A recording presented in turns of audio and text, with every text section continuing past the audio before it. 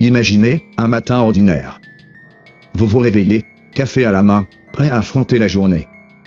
Et quelque part, à des centaines de mètres sous vos pieds, une équipe de scientifiques ouvre une porte. Pas une porte en bois.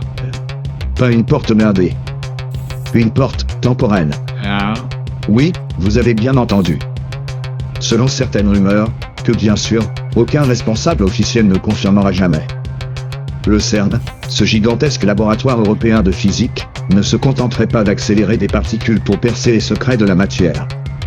Non. Il chercherait à percer les secrets du temps lui-même. Janus, dans la mythologie romaine, c'est le dieu aux deux visages. L'un tourné vers le passé, l'autre vers l'avenir. Symbole parfait pour ce qu'on dit qu'il tente de faire, ouvrir simultanément une porte vers ce qui a été, et ce qui sera. Officiellement, le CERN nous parle de bosons de Higgs, de collisions de protons et de recherche fondamentale. Officieusement, et c'est là que les choses deviennent intéressantes, des documents confidentiels réfutés. Dedans, il est question d'un protocole expérimental baptisé Janus-Gate. Une séquence précise d'énergie, de fréquence et de positionnement magnétique qui, combinée à la puissance du LHC, le grand collisionneur de hadrons, créerait une faille temporelle stable. Maintenant, vous allez me dire. Ouais, mais si c'était vrai, on le saurait. Eh bien, pas forcément.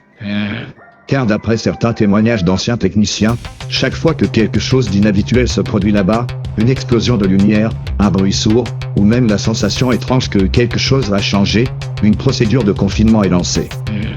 Et la zone est immédiatement réinitialisée. Imaginez le scénario, un scientifique franchit la porte Janus, se retrouve en 1972, change un minuscule détail. Et quand il revient, personne ne se souvient qu'il est parti.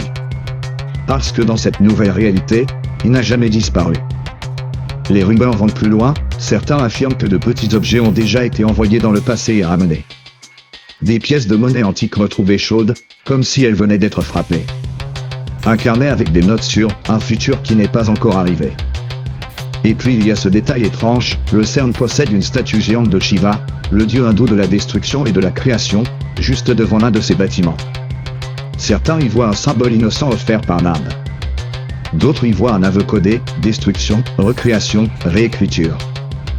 Maintenant, soyons honnêtes, si vous pouviez voyager dans le temps, que feriez-vous? Gagner à la loterie? Éviter votre ex? Ou, si vous êtes le CERN, peut-être effacer un événement historique gênant? Modifier discrètement la trajectoire scientifique du monde?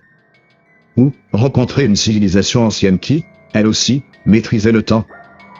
Car d'après certaines sources ésotériques, le CERN ne ferait que redécouvrir une technologie vieille de plusieurs millénaires.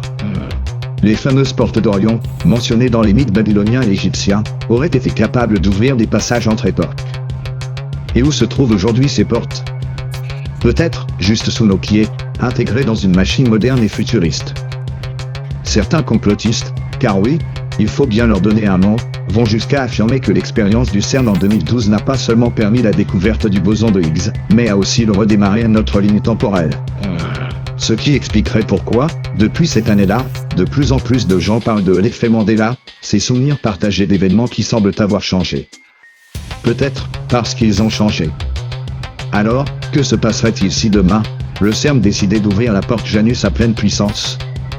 Une brèche gigantesque, avalant le passé et l'avenir en un seul instant. Certains physiciens parlent de risque de paradoxe, d'effondrement de réalité.